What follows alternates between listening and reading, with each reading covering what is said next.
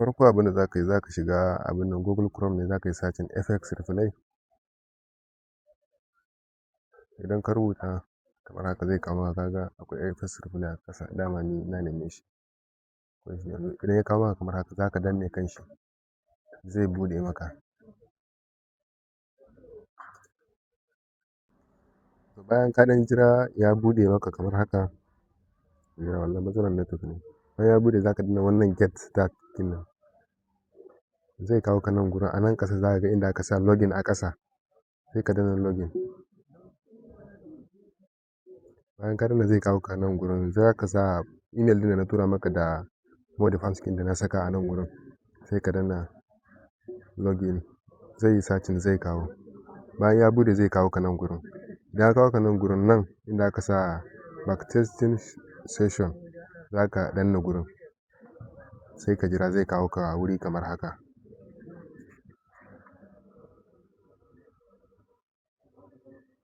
Idan ya kawo ka wuri kamar haka, a nan sama za ka saka sunanka ko kuma sunan strategy da kake so abin da ka koya, saboda akwai mutane da yawa a cikin nan.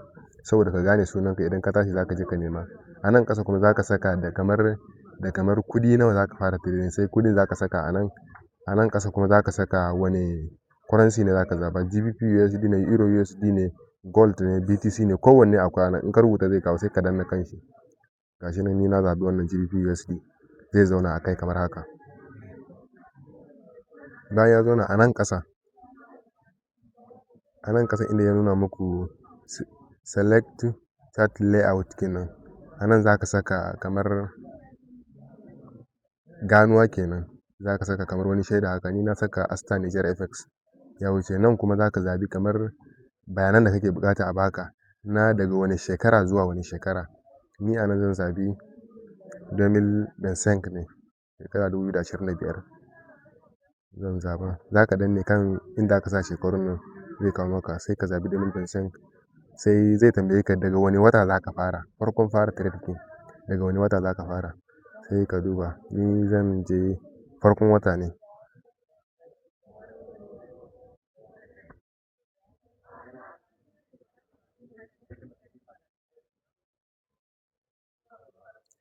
Daga wannan June kenan zan fara, daga ranar farko.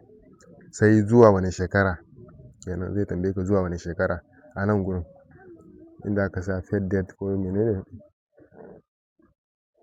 sai ka zaɓa. To zuwa a lokacin da nake ciki kenan, jiya yaushe ne? Jiya Litinin ko? Jiya Litinin na sa Emil Denseng. Jiya Litinin na saka, gashi na yi saving, ya kawo ni nan gurin. Bayan ka yi saving, wannan alamar kamar ka kunna bidiyon nan, shi za ka danna. In ka danna zai yi searching, zai kawo ka nan gurin. Ka jira zai buɗe.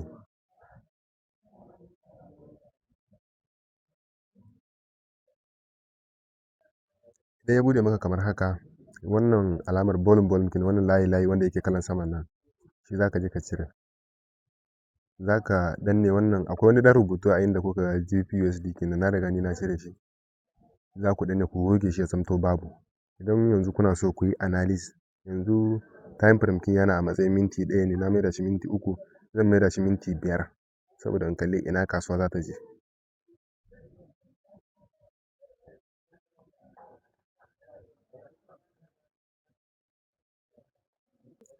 Yanzu ina ɗan duddubawa, na maida shi minti 5, bari ya buɗe mu gani.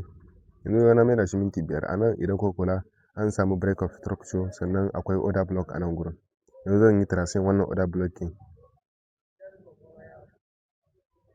Duk kamar yadda trading view yake, haka shi ma cikin shi yake. Amma dole wasu abubuwa dole sai mutum ya yi guiding naka tukuna za ka fahimta. Yanzu na yi tracing wannan order block, bari in rubuta order block. Yanzu gashi na riga na rubuta order block, zan danna OK. Bayan na saka order block a nan, yanzu zan je in ɗauki, kamar ina so in ɗauki trade. Zan saka wannan abin nan buy position.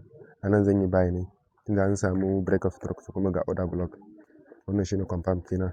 Zan saka daidai saman order block ɗin. Stop loss kenan zai kasance a ƙasan liquidity. A ƙasan nan akwai liquidity, zai kasance a ƙasan liquidity nan. Zan nemi 1 is to 2 wani abu ne, ya kamata ya zama 1 is to 3, amma zan nemi 1 is to 2, na san ma za ta kai 1 is to 3 kin. Kaga idan ka saka a nan za ga wani plus, za a saka order a hannunka na dama, za ka ga inda aka saka wani please haka an saka order. Idan ka danna zai kawo ka nan gurin, a nan gurin za ka zabi wani abin da kake so, me kake so ka riska, 1% na kwantikin ka ne, 0 ko bai kai 1% ba, duk yadda ka ga dama za ka saka. Idan ka saka za ka danna wannan saving kin nan, idan ka danna shi zai yi kamar ka bude position, ka saka limit na buy limit a nan kenan. Idan market kin ta dawo nan gurin, wani yanzu kaga wannan abin da nake jajja blue nan, wannan shi amfanin shi yana karawa tafiyan kasuwan sauri ne. Kun ga yanzu na danna play, yana ta sauri, yana kara kasuwan sauri ne. Muna jira za ta yauwa gashi an zo an dauke mu, an dauki buy limit kin mu, za a yi buy kenan. Dole yanzu a wannan trade kin da na dauka misali a lokacin cikin dare ne, kamar abin nan Asian ta shiga, kamar bayan magana ko bayan isha haka Asian ta shiga, shi yasa take ta ranjin, amma za ta yi moving tunda akwai confirm.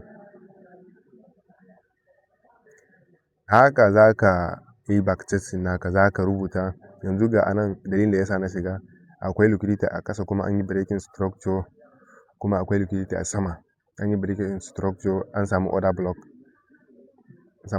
yanzu akwai confirm wanda za a zo a dauki wannan liquidity na saman nan, akwai confirm na za a zo a dauke shi. Amma idan aka samu wani order block kafin a tai wannan saman nan, idan aka samu order block za a iya dawowa, ya danganta da abin da ka karanta, za a iya dawowa. Sai ka rubuta gashi yau rana kaza, lokaci kaza na dauki trade kaza, a lokaci kaza menene confirm kina shine order block na farko, an samu break of structure, na biyu kuma an samu order block, ko za ka dauki entry sai ka rubuta wani time frame ka shiga entry, 5 minutes. A nan ni ban yi wani analysis ba, ya danganta da yanda za ka yi analysis kin ka dai, ka yi analysis ka rubuta duk confirm din da ka samu, ka rubuta a abin nan. A rana dai za ka yi trade na kwana 30 ma, haka yanda ka so dai. Yanzu wannan trade din gashi har ya tafi har TV.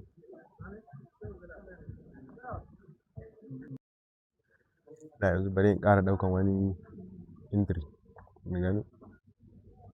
A nan gurin yanzu idan na transfer abin nan session na Asian, za mu nemi sell opportunity, bari in samu transfer. Kuma yanzu anan na riga na yi transfer Asian, farawan shi da kuma ƙarshen shi, yanzu ina zo a zo a yi da sa.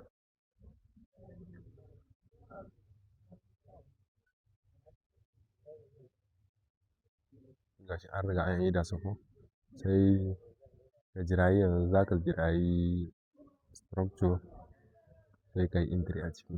Yanzu gashi an samu break of structure, dan ƙaramin break of structure, sai kuma an samu fair value gap, yanzu zan yi entry akan wannan fair value gap ɗin, sai mu gani ya za ta yi. To yanzu gashi ina transfer wannan fair value gap ɗin, ina transfer, bari zan yi zooming ku gani. Wannan shi ne fair value gap ɗin, bari in saka sell limit. Na dauko abin nan kenan, sell limit kenan na saka a nan. Idan ka saka sell limit ɗinka a wannan hannunka na dama, za ka ga inda aka saka plus order, za ka ga alamar plus, za ka ga an rubuta order a ƙasa. Shi za ka danna sai ya saka maka abin nan, kamar ka shiga ka yi sell ko ka yi buy, wanda ba wannan tool scheme ba, asalin kawai buy ko sell za ka yi a kasuwa na baya da ya faru. Yanzu gashi ni na riga na saka kuma na yi risking 1%, dala 10, 1000 na saka a backtesting kin, kamar na saka a cikin quantity na saka 1000, na yi risking dala 10, ina neman dala 20 da wani abu haka. Za ta yi ta ranjin, ai dama yanzu wannan inda na yi entry kin an samu break of structure, confirm ne na gani, amma dole sai London session ta shiga tukuna za ta kasa sosai.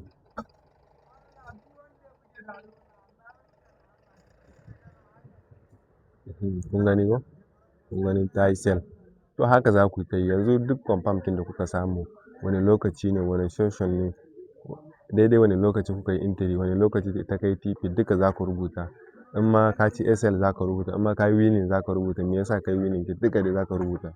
Haka za ka yi backtesting a cikin wannan platform ɗin. Idan ma dai akwai mutum akwai wani abin da bai gane ba zai iya min magana a ƙasan comment ko ya min magana a lamba na WhatsApp da zan ajiye kai tsaye kawai. Mun gode.